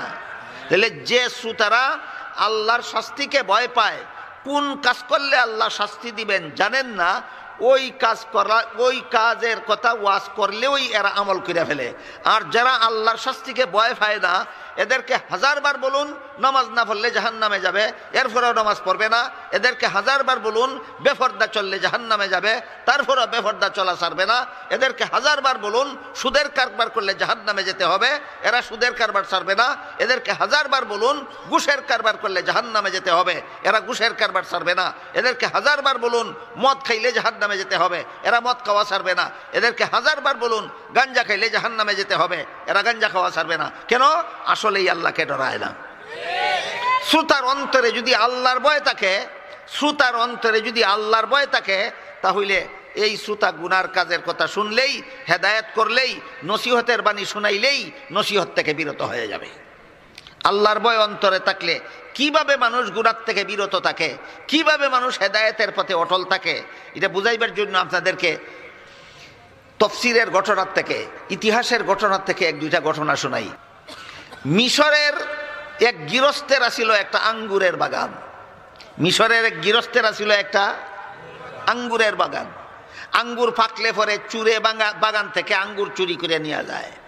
এই কারণে বাগানের মালিকে বাগানের মধ্যে একজন পাহারাদার নিযুক্ত করছে, বেতনভোগী। দিনরাত 24 ঘন্টা বাগানে থাকে আর বাগান ফাড়া দেয়, যাতে চুরে বাগান থেকে আঙ্গুর চুরি করতে না পারে।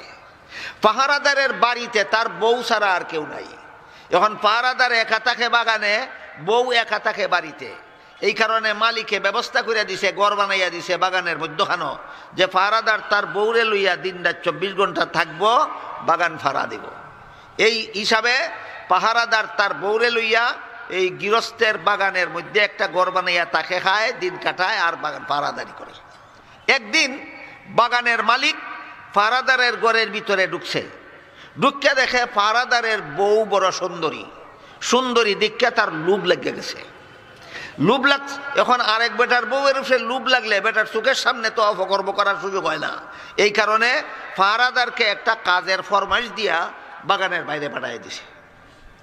এখন ঘরে কে কে আসে? ফারাদারের বউ আর মালিক, ফারাদারের বউ আর মালিক। ফারাদারের একটা কাজের ফরমাইশ দিয়া বাগানের বাইরে পাঠাইয়া দিয়া এখন ফারাদারের বউরে কয়, দরজা জানালা বন্ধ করো। এখন বলেন আপনারা, ফারাদারের বউয়ে পরিস্থিতিটা বুঝতেছে কিনা? আমার স্বামীরে একটা ফরমাইশ দিয়া বাইরে পাঠাই দিছে, আর এখন আমার এখন দরজা জানালা বন্ধ করার জন্য। পরিস্থিতি বুঝে না? পরিস্থিতি বুঝিয়া ফারাদারের বউয়ে মালিক রে কয়, মালিক আপনার চাকরি করি আমরা, আপনার বেতন খাই, আমরার জীবন বাঁচাই। আপনার হুকুম যদি মানি না, চাকরিও থাকতো না, বেতনও পাইতাম না, জীবনও বাঁচাইতাম না। কাজে আপনি যদি হুকুম করেন তাইলে তো দরজা জানালা বন্ধ করতেই হবে আমার। কিন্তু ঘটনা হইল, এই ঘরের মধ্যে এমন একটা দরজা আছে যেই দরজা বন্ধ করার ক্ষমতা কোনো মানুষের নাই। এইবার মালিকের টনক লড়ছে, জিজ্ঞাসা করে এটা কোন দরজা? ফারাদারের বউয়ে কয়, ধরেন যত দরজা জানালা আপনি দেখতেছেন সবগুলি যদি বন্ধ করে দেই, এরপরে এই ঘরের ভিতরে যেই ঘটনাটা ঘটবে সেই ঘটনা আল্লাহ দেখবেন কিনা? মালিকে কয় দেখবেন। কয় সব দরজা বন্ধ করলে পরেও যেই দরজা দিয়ে আল্লাহ দেখে, এই দরজা তো বন্ধ করার ক্ষমতা নাই। কাজেই তুমি এই দরজা জানালা বন্ধ করিয়া মানুষের চোখে দুলা ভরা দিলে কি লাভ হইব? আল্লাহ তো দেখবো, ইতে দরজা বন্ধ করিয়া লাভ কি? আল্লাহর কাছে কি জবাব দিবা তুমি? যখন কইছে আল্লাহর কাছে কি জবাব দিবা তুমি, তার মনে ভয় জাগছে। ভয় জাগার পরে অপকর্ম তো করছেই না, এই পাহারাদারের বিবির কাছে মাফ চাইয়া ঘর থেকে বাহির হইয়া গেছে। ফারাদারের বউয়ে তার একটা ওয়াজ করছিল নি? কেদায় কারে ওয়াজ করছে? মালিক রেওয়াজ করছে, কর্মচারীর বউয়ে। মালিক রেওয়াজ করছে কর্মচারীর বউয়ে। কত টাকার চুক্তিতে? না বিনা পয়সায়? হ্যাঁ, এখানে ওয়াজের বিনিময়ে পয়সার কোনো প্রশ্ন নাই। কেমন হেদায়েত হইছে! বউয়ের ওয়াজ শুনিয়া মাফ চাইয়া অপকর্ম তো করছি না, মাফ চাইয়া বাইরে চলে গেছে।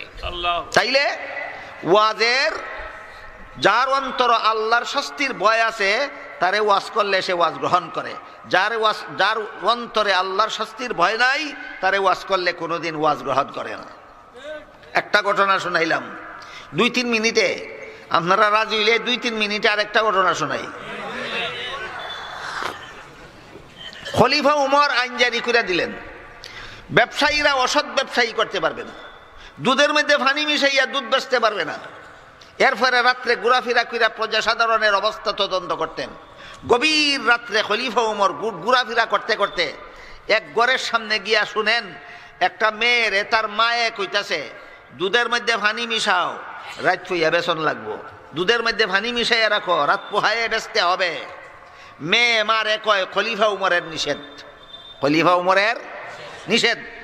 মায় মেয়েরে কইল, এত গভীর রাত্রে দরজা জানালা বন্ধ করা ঘরের ভিতরে পানি মিশাইলে খলিফা উমরে তো দেখবে না। কেডায় কারে কয়? মায়ে মেয়েরে কয় খলিফা উমরে তো দেখবে না। ঘটনা বুঝে থাকলে বলেন, এই সময় খলিফা উমর কোথায়? বাইরে দরজার সামনে দাঁড়ানো। খলিফা উমর শুনতেছে, মায়ে মেয়েরে কয় খলিফা উমরে তো দেখবে না। মেয়ে মারে জবাব দেয়, কয় খলিফা উমরে না দেখলেও খলিফা উমরের আল্লাহ তো দেখবো। আল্লাহর কাছে কি জবাব দিবা? বুঝে থাকলে বলেন, ওয়াজ গ্রহণ করে কোন সময়? আল্লাহর ভয় তাকে অন্তরে যে সময়। এই মায়ের অন্তরে আল্লাহর ভয় ছিল, এই কারণে মেয়ের ওয়াজ গ্রহণ করেছে। এই দুধের মধ্যে আর ফানি মিশানির মতো অসৎ কাজ করছে না। ঘন্টা লাগলো আপনারা এই ঘটনাটা উনাইতে। 2-3 মিনিট যদি ধৈর্য ধরেন, আরো 2-3 মিনিটে আরেকটা ঘটনা শোনাই। এই ঘটনাগুলি কিসের? যে শ্রোতার অন্তরে আল্লাহর ভয় আছে, এই শ্রোতারে ওয়াজ করলেই গ্রহণ করে। যেই শ্রোতার অন্তরে আল্লাহর ভয় নাই, সারা জীবন ভর ওয়াজ করবেন, কচু পাতায় পানি ঢাললে সারাদিন ঢাললেও যেমন ভাবে ভিজে না, ঠিক তেমনি ভাবে যাদের অন্তরে আল্লাহর গজবের ভয় নাই, এরারে সারা রাত্রি ওয়াজ করলেও আমল করে না, সারা রাত্রি ওয়াজ শুনলেও আমল করে না। যেই শ্রোতার অন্তরে আল্লাহর শাস্তির ভয় আছে, একটা ওয়াজ করলে সাথে সাথেই আমল করে। 3 নম্বর ঘটনাটাও খলিফা ওমরের। খলিফা ওমর খুব সাদা সিধা জীবনযাপন করতেন। খলিফা ওমর বলতেন, আমার দেশের সমস্ত মানুষকে যে মানের খানা আমি দিতে পারি, এর চেয়ে উন্নত মানের খানা খাওয়ার আমার অধিকার নাই। খলিফা ওমরের আদর্শ ছিল, সারা দেশের মানুষকে যে দামের পোশাক পরার ব্যবস্থা করে দিতে পারি, এর থেকে দামি পোশাক পরার অধিকার আমার নাই। খলিফা ওমরের আদর্শ ছিল, দেশের জনগণকে যে মানের বাড়িঘর বানাইবার ব্যবস্থা আমি করে দিতে পারি, এর থেকে বেশি দামি গড় বানাইয়া তাহনের অধিকার আমার নাই। এই জন্য খলিফা উমর রাদিয়াল্লাহু তাআলা আনহু একবার দেশের জনগণকে সরকারি চাদর, রিলিফের চাদর দিলেন মাথা পিছে একটা। কি চাদর? রিলিফের চাদর জনগণকে মাথা পিছে একটা করে দিলেন। তারপরে শুক্রবারে খলিফা উমর মসজিদে জুম্মার খুতবা দেওয়ার জন্য মিম্বরে দাঁড়াইলেন। দেখা যায় খলিফা উমর পিনছেন একটা সরকারি চাদর, গায়ে দিছেন আর একটা সরকারি চাদর। খলিফা উমরের গায়ে সরকারি চাদর কটা?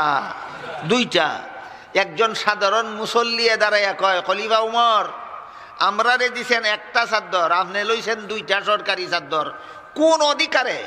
এই প্রশ্নের জবাব দিতে না পারলে আপনার খুতবাও শুনতাম না, আপনার পিছে নামাজ পড়তাম না।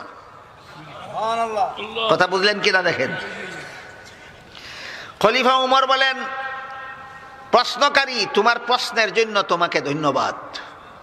তোমার মতো নাগরিক, তোমার মতো বাসিন্দা যেই দেশে থাকবে, এই দেশের জনগণ মরবে না খাইয়া আর সরকার মরবে ঘি খাইয়া, এইরকম বৈষম্য হবে না। কাজেই তোমার প্রশ্নের জন্য তোমাকে ধন্যবাদ। বর্তমান দুনিয়ার কোনো দেশের প্রধান শাসনকর্তাকে যদি কেউ বলে, কার পয়সা দিয়া বাড়ি বানাইছো, কার পয়সা দিয়া গাড়ি কিনছো, কার পয়সা দিয়া পোশাক কিনছো, ধন্যবাদ দিব না দৈন্যা কুটা দিব? ধন্যবাদ দিত না, দৈন্যা কুটা দিব। কিন্তু খলিফা ওমর বলেন, তোমার প্রশ্নের জন্য তোমাকে ধন্যবাদ, কারণ তোমার মতো লোক যেই দেশে বাস করে, এই দেশের জনগণ না খাইয়া আর সরকার ঘি খাইয়া মরতো না, এত বৈষম্য হইতো না। তবে আমি দুঃখিত, তোমার প্রশ্নের জবাবটা আমি দিতে পারবো না, আমার ছেলে আব্দুল্লাহ দিব। খলিফা ওমরের ছেলের নাম আব্দুল্লাহ, আমার ছেলে আব্দুল্লাহ দিব। আব্দুল্লাহর কাছে যখন জবাব দেওয়ার দায়িত্ব গেল, আব্দুল্লাহ কইলেন যে, আমার বাবা যেভাবে তোমাদেরকে একটি করে সরকারি চাদর বিতরণ করেছেন, আমার বাবাও একটা সরকারি চাদরই গ্রহণ করেছেন। কিন্তু ঘটনা হইল, আমার বাবার এই রিলিফের চাদরটা ছাড়া আমার বাবার আর কোনো কাপড়ই নেই। নিম্নাঙ্গে পড়লে ঊর্ধ্বাঙ্গ খালি থাকে, ঊর্ধ্বাঙ্গে পড়লে নিম্নাঙ্গ খালি থাকে। এমত অবস্থায় তোমাদের নমাজের ইমামতি করতে পারেন না। এই জন্য আমার বাগের চাদরটাও আমার বাবারে দিছি, ফিন দিয়া তোমরা ইমামতি করবার লাগে। অবস্থা বুঝে থাকলে বলেন, খলিফা ওমর কত জাকজমক ভাবে চলতেন না, অত্যন্ত সাদা সিধা ভাবে চলতেন। এত সাদা সিধা ভাবে চলতেন যে আগের থেকে যে চিন্ত না, সে নূতন প্রথমবারের মতো দেখলে কল্পনাও করতে পারতো না যে এই লোকটা অর্ধেকটা পৃথিবী শাসন করে। খলিফা উমর যে দেশের শাসনকর্তা ছিলেন, এই দেশ বাংলাদেশের মতো একটা দেশ ছিল না, এই দেশ পাকিস্তানের মতো একটা দেশ ছিল না, প্রায় অর্ধেকটা পৃথিবীর সমান ছিল। এই খলিফা উমরকে যারা আগের থেকে চিনত না, এরা কল্পনাও করতে পারতো না দেখলে যে এই সাদা সিধা লোকটা অর্ধেকটা পৃথিবী শাসন করে। এই খলিফা উমর একবার মরুভূমির রাস্তা দিয়ে যাইতেছিলেন, সাথে খাওয়ার মতো কিছু নাই। মরুভূমি বুঝেন তো, যেখানে কোনো বাড়িঘর নাই, দোকানপাট নাই, মানুষ পশু নাই, খাদ্য নাই, পানীয় নাই। পার হইয়া যাইতে হইলে যে যাইব তার খানা পিনা সাথে থাকতে হবে। এইরকম ময়দান, বালুর ময়দান রে আরব দেশে মরুভূমি কয়। খলিফা উমর মরুভূমির রাস্তা দিয়ে যাইতেছিলেন, সাথে খাওয়ার মতো কিছু নাই। যেই লোকের একটা সরকারি চাদর ছাড়া আর কোনো চাদরই থাকে না, এই লোকে সফরের সময় সাথে খাওয়ার কিছু নাও থাকতে পারে, সাথে খাওয়ার কিছু নাই। পেটে বড় খিদা লাগছে, খাদ্য পাইবেন কোথায়? বাড়ি ঘরও নাই, দোকানপাটও নাই। দেখলেন এক পাল ছাগলের রাখালি করে একটা রাখাল ছেলে, ওই রাখাল ছেলে তার ফালের একটা ছাগলের দুধ দহন করিয়া পান করলো। খলিফা ওমর গেলেন রাখাল ছেলের কাছে, গিয়া বললেন, রাখাল ভাই, আমার পেটে বড় খিদা, তোমার ফালের আরেকটা ছাগলের দুধ দহন করে আমারে দেওয়া, আমি একটু পান করি, আমার পেটের খিদা নিবারণ করি। ওই রাখাল ছেলে ও খলিফা ওমরকে আগে কোনো দিন দেখছে না। খলিফা ওমর চিনব না ফতিক মুসাফির চিনব? রাখাল ছেলে কয়, মুসাফির ভাই, এই ছাগলের ফালের মালিক আমি না, আমি মালিকের বেতনভোগী চাকর। মাস শেষে যে নগদ টাকা দেয় এটাও আমার বেতন, আর রাখালি করার সময় আমার খিদা লাগলে আমি একটা ছাগল দহন কইরা পান করি, এটাও আমার বেতন। তুমি তো আমার মালিকের বেতনভোগী চাকর না, কাজে মালিকের অনুমতি ছাড়া তোমাকে আমি এক ফোঁটা দুধও দিতে পারবো না।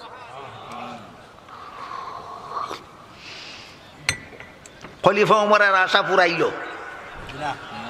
না নিরাশ হইলেন? নিরাশ হইয়াও খলিফা ওমর মনে মনে আত্মাটা খুশি হইয়া গেল। আমার পেটের খিদা গেলে গেল, না গেলে নাই। আমার দেশের রাখাল ছেলে যে এত বড় আল্লাহর ভয় অন্তরে রাখে যে মালিকের অনুমতি ছাড়া মালিকের মাল অন্যরে দিলে আল্লাহর কাছে কি জবাব দিবে? এই রাখাল ছেলের অন্তরে আসেনি আল্লাহর ভয়? অন্তরে আল্লাহর ভয় আছে। কিন্তু সর্বযুগেই এমন কিছু মানুষ থাকে যারা কথা কয় সময় নবীগণের মতো কয়, আর কাজ করে সময় ফেরাউনের মতো করে। এই লোকটা এইরকম বাটপারি করলো নি আমার সাথে, আমারে দুধ না দিবার লাগিনি, আমারে দুঃখা দিল, অবশ্যই তারে আমার পরীক্ষা করতে হবে। পরীক্ষা না করিয়া ছাড়বো না আমি রাখাল ছেলেকে। খলিফা ওমর মনে মনে সিদ্ধান্ত নিলেন, রাখাল ছেলে কি বাস্তবিকই মালিকের অনুমতি ছাড়া দুধ দিতে চায় না, না ফাঁকি দেওয়ার জন্য এটা করছে? খলিফা ওমর পরীক্ষা করার জন্য রাখাল ছেলেকে বললেন, দেখো ভাই রাখাল, আমার পেটে বেশি খিদা, তোমার ফালের একটা ছাগল আমার কাছে না হয় বিক্রি করে ফেলো, এতে তোমারও উপকার আমারও উপকার। তোমার উপকার কি? এক ছাগলের মূল্য পাইবা তুমি বেতনের অতিরিক্ত, এটা তোমার উপকার। আর আমার উপকার, এক্ষুনি আমি ছাগলটা কিনিয়া দুধ দহন করে পান করবো, আমার পেটের খিদা নিবারণ হবে, এটা আমার উপকার। কাজেই একটা ছাগল তুমি আমার কাছে বিক্রি করে ফেলো। রাখাল ছেলে কয়, মুসাফির মিয়া, তোমার কথা মতো একটা ছাগল যদি তোমার কাছে বিক্রি করে টাকাগুলি আমি আত্মসাৎ করে ফেলি, এরপরে মালিকে যদি গন্তি দেয় তো মালিকের কাছে ধরা পড়বে ফালের মধ্যে ছাগল একটা কম। ধরা পড়লে অবশ্যই রাখাল হিসাবে আমারে জিজ্ঞাসা করবে, ছাগল একটা কম কেন? মালিকরে কি জবাব দিব? মুসাফির লোকটা এই রাখাল ছেলেরে কইল, রাখাল ছেলে খলিফা ওমর চিনে না, মুসাফির লোকটা রাখাল ছেলেরে কইল, যদি মালিকে গন্তি দিয়া দৈরালায় তরে যে একটা ছাগল কম, আর জিজ্ঞাসা করে ছাগল একটা কি করছস, কইস বাগে দৈরা নিয়ে গেছে। মালিকরে বুঝতে লাইস, মালিকরে বুঝাই লাইস, বাগে দৈরা নিয়ে গেছে। এই কথা বলা মাত্র রাখাল ছেলে এই মুসাফির লোকটার উপর এমন খেপা খেপছে, এই মুসাফির দাঁড়াইছি তো, কি কথা কও? হয় আমার মালিক আমারে বিশ্বাস করে, আমি যদি কই ছাগল একটা বাগে দৈরে নিয়ে গেছে, তাহলে আর কোনো কৈফিয়ত চাইবে না আমার মালিকে আমারে, কারণ আমি আমার মালিকের বিশ্বস্ত চাকর। কিন্তু তুই কইয়া যা, একটা ছাগল যদি তোর কাছে বেচে আমি পয়সাগুলি খাইয়া লাই, শেষ বিচারের দিন আল্লাহর কাছে কি জবাব দিব? বলেন, এই দুর্নীতির থেকে একটা রাখাল ছেলেকে আল্লাহর ভয় ফিরাইলো কিনা? আল্লাহর ভয় ফিরাইলো। সুতরাং এই ধরনের আল্লাহর ভয় যাদের অন্তরে থাকে, এদেরকে ওয়াজ করা মাত্রই গ্রহণ করে ফেলে। আল্লাহর ভয় যাদের অন্তরে থাকে তারা ওয়াজ শুনলেই গ্রহণ করে ফেলে। যাদের অন্তরে আল্লাহর ভয় নাই, কচু পাতার ভানির মতো সারা রাত সারা দিন ডাললেও ভিজে না। তাহলে এই আয়াতের তাফসীর প্রসঙ্গে আমরা জানতে পারলাম, বুঝতে পারলাম যে ওয়াজ করনেওয়ালাও দুই দল, ওয়াজ শুননেওয়ালাও দুই দল। একদল ওয়াজ করনেওয়ালার ওয়াজে মানুষের হেদায়েত হবে, আর একদল ওয়াজ করনেওয়ালার ওয়াজে মানুষের হেদায়েত হবে না। একদল শ্রোতা ওয়াজ শুনলেই আমল করবে, আর একদল শ্রোতা ওয়াজ শুনলেই আমল করবে না। এখন বাকি আয়াতগুলির তর্জমা কুইয়া শেষ করে দিই। আল্লাহ পাক রব্বুল আলামিন বলেন, ফাযাক্কির ইন নাফাতিয যিকরা সায়াযাক্কারু মান ইয়াখশা ওয়া ইয়াতাজান্নাবুহাল আশকাল্লাযী ইয়াসলান নারাল কুবরা সুম্মা লা ইয়ামুতু ফিহা ওয়া লা ইয়াহইয়া قد أفلح من تزكى وذكر اسم ربه فصلى بل توثرون الحياة الدنيا والآخرة خير وأبقى إن هذا لفي الصحف الأولى সুহুফি ইব্রাহিম ওয়া মূসা। আল্লাহ পাক রব্বুল আলামিন বলেন, হে রাসূল করিম সাল্লাল্লাহু আলাইহি ওয়াসাল্লাম, মুনাফিকটা আপনার ওয়াজ গ্রহণ করলো না, এই কারণে ওয়াজ বন্ধ করবেন না, আপনি ওয়াজ চালু রাখেন। যাদের অন্তরে আল্লাহর ভয় আছে তারা অবশ্যই ওয়াজ গ্রহণ করবে। আর যেই মুনাফিক আপনার মতো রহমতুল লিল আলামিনের ওয়াজ গ্রহণ করলো না, তাকে পরকালে জাহান্নামের আগুন দিয়ে জ্বালাইয়া শাস্তি দেওয়া হবে চিরকাল। মুনাফিকের যে জবাব দিল যে আমি দুনিয়ার এই কয়েকটা খেজুরের দাবি বেহেশতের ফলের লুবে ছাড়তে রাজি না, এই জবাবটা আবু বকর সিদ্দিক রাদিয়াল্লাহু আনহু শুনলেন। কে শুনলেন? আবু বকর সিদ্দিক রাদিয়াল্লাহু আনহু শুনলেন। শুনিয়া এই মুনাফিকটারে কইলেন, এই বেটা, তোর খেজুর গাছ যে জায়গার মধ্যে আছে, এই জায়গা সহ খেজুর গাছের দাম কত? কথা বুঝতে পারতেছেন? তোর খেজুর গাছ যে যে জায়গাটার মধ্যে আছে, এই জায়গাটার মূল্য, খেজুর গাছ সহ তোর জায়গার মূল্য কত? বলে আমার জায়গার মূল্য এত। আবু বকর বললেন, এই নেটেহা আমি কিনলাম। নগদ টাকা দিয়া হযরত আবু বকর সিদ্দিক রাদিয়াল্লাহু আনহু গাছ বিটার মাটি সহ কিনিয়া আবু বকর সিদ্দিক রাদিয়াল্লাহু আনহু ওই মুসলমানকে দান করে দিলেন, যে মুসলমানের বাচ্চারা খাইয়া ফেলত। কেমন ব্যবস্থা হইল? আগে কুড়াইয়া খাইতো আরেকজনের গাছের নিচের খেজুর, এখন তারাই হয়ে গেল সেই জায়গার মালিক, সেই গাছের মালিক। আবু বকর সিদ্দিক রাদিয়াল্লাহু আনহুর এই দয়া দেখিয়া, এই অবদান দেখিয়া আল্লাহ পাক রব্বুল আলামিন আয়াত নাজিল করেন, কাদ আফলাহা মান তাযাক্কা ওয়া যাকারা ইসমা রাব্বিহি ফাসাল্লা। আবু বকর সিদ্দিক রাদিয়াল্লাহু আনহু যে এই কাজটা করলেন, এই কাজটার প্রতি সন্তুষ্ট হইয়া আল্লাহ ঘোষণা দিলেন, কাদ আফলাহা মান তাযাক্কা। এই খরচটা যে ব্যক্তি করলো, একজন মুসলমান প্রতিবেশীর প্রতি দরদি হইয়া, আল্লাহ পাক রব্বুল আলামিন বলেন তার জীবন সফল হয়ে গেল। জীবন সফল কারে কয়? অন্য আয়াতে আল্লাহ বলেন, মান যুহজিহা আনিন নার ওয়া উদখিলাল জান্নাতা ফাকাদ ফাজ। যে ব্যক্তি জাহান্নাম থেকে বাঁচতে পারলো, জান্নাত লাভ করতে পারলো, তার জীবন সফল হয়ে গেল।